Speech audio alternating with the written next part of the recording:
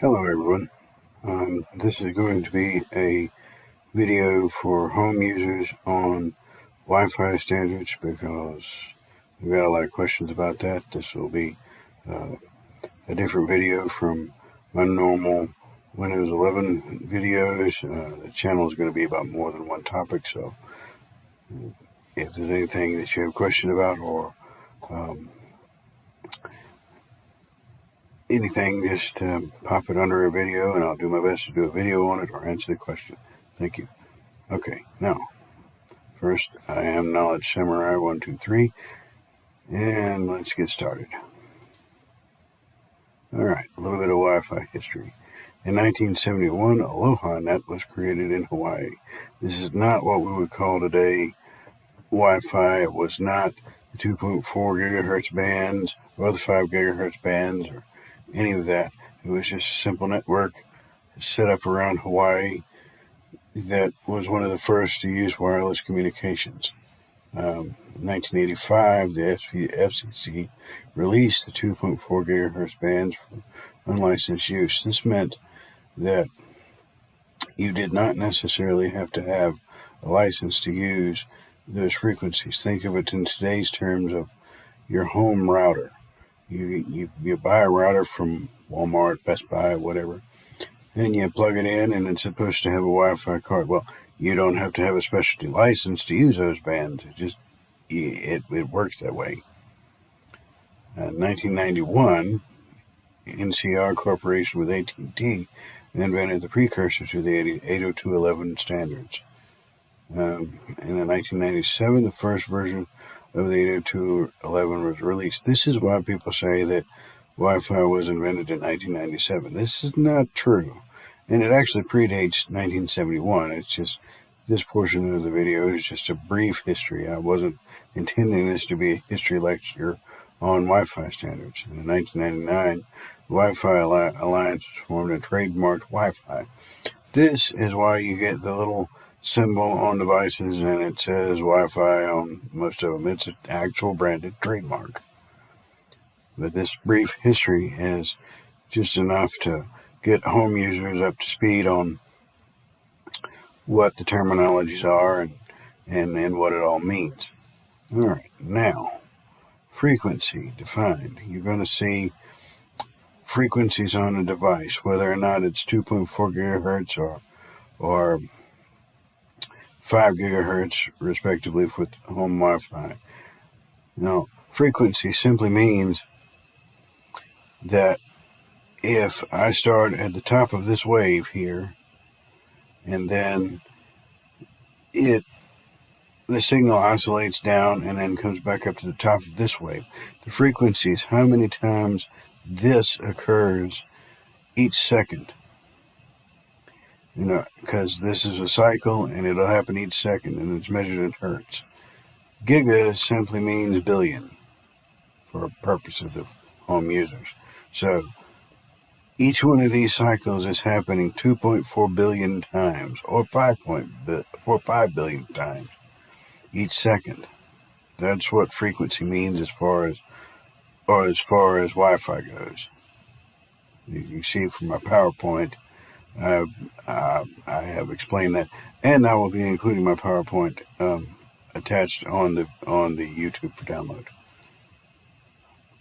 All right, and how is frequency measured? It's a unit called hertz, usually abbreviated Hz. And as I said, you get the 2.4 gigahertz range or the 5 gigahertz range. Well, what's the difference? Anytime that you have a lower frequency, it can travel further than a higher frequency. So 2.4 gigahertz can travel farther than a 5 gigahertz signal. If you have a 5 gigahertz signal, it may not reach from one end of your house to the other. 2.4 gigahertz can. The only drawback to this is sometimes you'll buy a device and it says it's good for up to, let's say, 300 feet. Well, that's all well and good, but it's wrong. It's wrong because anytime you have a home, you have any number of things that can obstruct it, whether it be furniture, whether it's objects in the home, even your walls. If you've got a thick walled home, a thick stud, it can obstruct the signal because Wi-Fi frequencies work off of absorption. In other words, materials around them absorb the signal. So signal loss can be due to stuff in the way. Bandwidth. Okay. This particular slide I struggle with because just like students, home users vary in skill level and what they know and what they don't know. When we say a band or 2.4 gigahertz, it's not only 2.4 gigahertz. That has a range of up to about 2.48 gigahertz. So in that time frame, you can have one or multiple signals using frequencies within that band. Now the bandwidth is the time the amount of signal used by one transmission. In other words, if you've got a signal going at 2.41 gigahertz, the bandwidth of that frequency is going to be 2.41 gigahertz to 2.42 gigahertz. It's 2.411, 2.412, etc. They will use all of those little micro frequencies within that band for that one signal. Same way with the 5 gigahertz. That range can go up to 5.8 gigahertz. There are some devices now that actually goes to 6 and 7 gigahertz. But that, for a home user, that, as you'll see later, that's not going to matter. Now a channel. Okay, now as I've used the analogy here for the radio, the radio uses radio frequencies of megahertz. So if you're tuned into 100.3, for example, just like I said with the previous slide, you're still in the 100 band, but you're on a specific bandwidth of that band. In other words, you're on a channel in that bandwidth, 100.1, 100.2, 100.3, whatever. Wireless signals are no different. Now, where I have down here where channels of 1, 6, and 11 inside your router don't have any overlap, well, that means this. If you're driving along in a car, let's say, and you're listening to 100.3, and it's coming in clear, and then you cross into a section where there's static, and you hear another station coming over through it. Well, that's the same thing with wireless signals, but 1, 6, and 11 are channels that are not supposed to have any overlap. 2, 3, 4, etc., can bleed through, and then if you've got other devices in your home that are working on the same frequencies, then they can interfere with your signal. Now, here on this is just a simple chart to show which standards work with what standards. Because you'll see on your home routers, you'll have usually a home router now will say BG, N, AC, AX, compatible, etc. The reason being is most home devices work off the 2.4 gigahertz standard currently. Now, the thing that I have not put here is that the AX standard is new and it can work off of both 2.4 gigahertz and the 5 gigahertz frequencies. But it is still backwards compatible all the way back down to B. A is not compatible with any of the other standards because A is strictly designed for the 5 gigahertz signal. So you might say, well, why would you use A? You would use A if you have a small home network that only requires to be in that home. In other words, a to reap the benefits of each one of these signals, A devices work with A devices, B devices work with B devices, G devices work with G devices, so on and so forth. But AX, AC, N, G, and all that is all backwards compatible with B. The main difference is for the home user is it's supposed to give you more speed. As we'll see in a minute, that's not true. Okay, now, as I've said, here's just something I just explained, that the A standard is not compatible with the others because it works on a 5 gigahertz range, and most of the other standards, with the exception of AX, cannot communicate directly on a 5 gigahertz thing. If your router has a 2.4 gigahertz antenna and a 5 gigahertz antenna, then each one of those antennas are working independently of one another. They're not working in conjunction with one another. Now, as I explained on this slide, the 802B is interchangeable with 802G and etc. The main difference in that is the speed of transmission. However, 802B is, for example, good for up to 11 megabits a second. Now, a home user with an incoming internet connection of 12 megabits per second, well, they're not going to get but 11 megabits per second on a B device. G up to 54 megabits per second. Okay? Now, where can the user benefit from this if the incoming internet connection is less than the theoretical speed that a device can travel? Where you get the advantage of that in a home, say your wireless device can transmit up to 100 megabits per second, but your incoming connection is 10. Well, you're not going to actually get more than 10 megabits per second off your incoming internet connection. However, when that wireless device transmits to another wireless device in your home, say your router transmitting to your TV, well, then that device is transmitting to the TV at 100 megabits per second, because that Wi-Fi signal can be transmitted to that. It will not actually speed up your internet as much as it will speed up the speed in which your router communicates with other things on your home network. Now, this is a monkey and a wrench, as John McClane would say in Die Hard.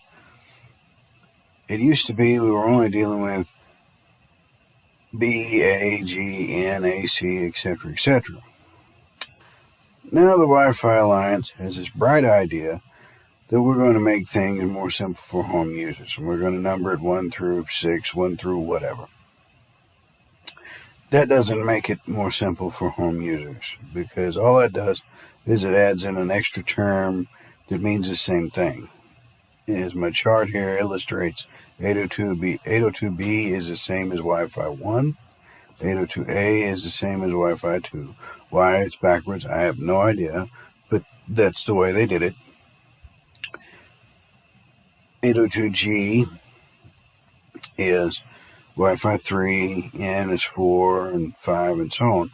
Now, most people, at least by the time this PowerPoint and video are being uploaded to YouTube, are still going to be using a combination of N and AC devices. You may already have a Wi-Fi 6 AX compatible device, but it's likely that it's not going to give you any benefit, because unless every device in your home is an AX device, you're not going to get that 10 gigabit transfer rate, because that's only from device to device. It's not, you can't say, okay, well, I got an incoming connection through my internet of 1 megabit per second, so let me use this device that transmits 10 megabits per second and get 10 megabits per second. It just doesn't work that way. It doesn't work that way with wired devices either. if I've got a desktop connected directly to a port on my router, and I've got a physical connection, I've got the thing, and then I've got a old 100 megabit connection and 100 megabit Cat 5e cable connected to it. Yes, I theoretically can transfer data from device to device at 100 megabits. However, if I'm using that same cord to transmit my internet connection, my incoming internet connection is only going to be what my incoming internet connection is. It will not be the theoretical speed of that cable. And the same thing applies with Wi-Fi. Now, major significance of each standard that matters to home users. There are more, but I'm speaking directly to home users with this particular presentation. I will do a more technical version of this that talks to students and IT professionals or the like. But the home user just needs basic information. What does it mean on the package? What is the salesman trying to sell you? No, an 802.11n implements something called MIMO, multiple in, multiple out. See, before 802.11n, every wireless device could only transmit one signal at a time. So that created a bottleneck unto itself. In other words, your router could theoretically only communicate with one TV. And then if you had another user wanting to use that Wi-Fi standard, they could, but it would have to be queued and it would have to wait within the router, etc., etc. Multiple in, multiple out makes use of multiple antennas that can work independently from one another, and you can communicate with more devices on the network at the same time. 802.11x uses more frequencies. This, along with already having the multiple in, multiple out, allows you to pick up on more signal ranges. So theoretically, 802.11ax gives you a better signal. 802.11ac just basically increases speed for the home user. It had other security features and other things such as that. But for a home user is not really going to mess with the security settings or any of this. The higher the frequency, the shorter the range of the travel distance, which I've already mentioned. And then generally any speed means the device 802.11ac's device is faster than 802.11n, but it's limited to the slowest device on your network. Now, what's this mean? Well, alright, you got two 802.11n devices that can theoretically work at 108 megabits per second. They're communicating with each other blazing fast. And then you got this other device over here, which is an 802.11b, which the fastest it can communicate is 11 megabits per second.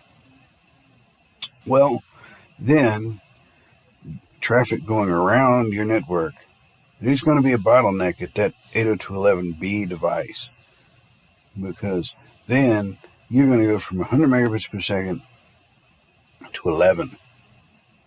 So it's going to slow your stuff down. So it's best to have devices that work in the same range. But not everybody's going to be able to do that. That's why it's a good thing that the standards are backwards compatible. Now, range extenders. I tried to look for a good picture that was copyright free, and I couldn't find one that fit my slides. So I'm just going to explain this. A range extender, an access point, a Wi-Fi booster, all of these things are in effect the same thing. Now, for a home user, you might have a range extender that plugs into the outlet in your home. For a business, you might have an access point that is mounted in the ceiling with an actual cable running back to a router.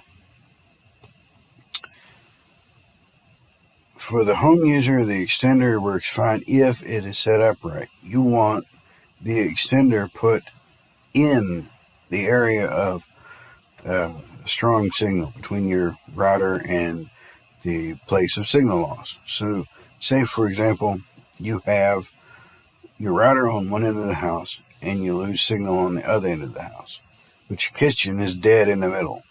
And in the kitchen, you don't have signal loss. Well, you want to put your range extender in the kitchen, dead in the middle. That way it can pick up a strong signal and then shoot it down to the other end of the house. An access point can do basically the same thing, but the access point in a lot of cases is hardwired into the router. So it's taking that signal and just putting a Wi-Fi access point in that room. Now, why are they sometimes mounted into the ceiling? Well, again, absorption. If the wireless extender or device or whatever is put in a position to where it's higher than any other object in the path, then less absorption occurs, so you're going to get less signal loss. Now,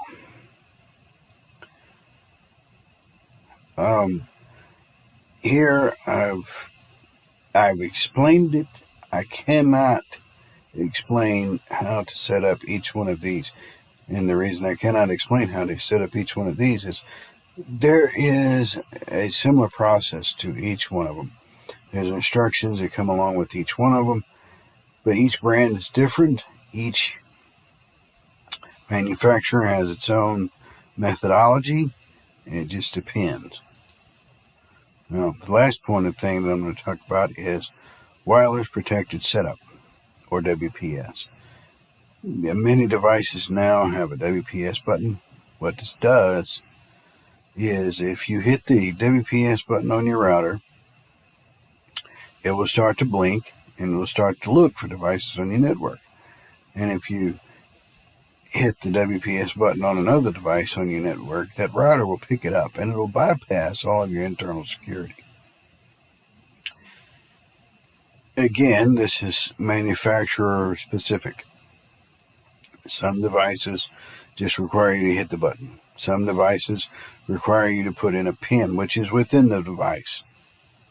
And they will have the manufacturer's instructions should tell you what it's about. And I apologize for the end of this video being just the end of my PowerPoint, but I hope that home users can glean something from my video, and please like and subscribe, and let me know if you have any comments or questions. I'll be happy to answer as many of them as I can. Thank you very much.